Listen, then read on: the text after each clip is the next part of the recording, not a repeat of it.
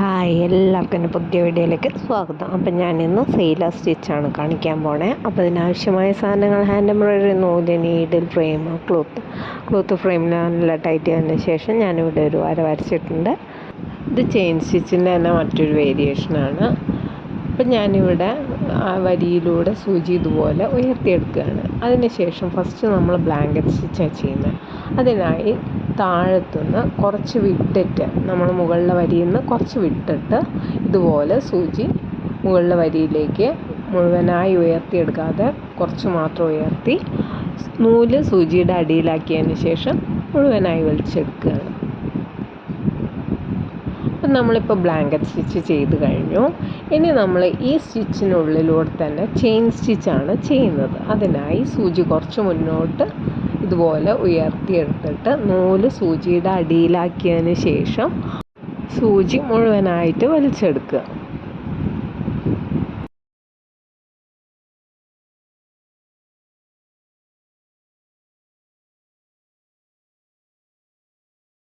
ഇനി വീണ്ടും നമ്മൾ താഴത്തുനിന്ന് ഈ ചെയിൻ സ്റ്റിച്ചിനുള്ളിലേക്ക്, ഇപ്പം നമ്മൾ സൂചി ഉയർത്തിയെടുത്തിരിക്കുന്നില്ലേ, അതേ പോയിൻറ്റിലേക്ക് തന്നെ സൂചി ഇതുപോലെ വലിച്ചെടുക്കുക.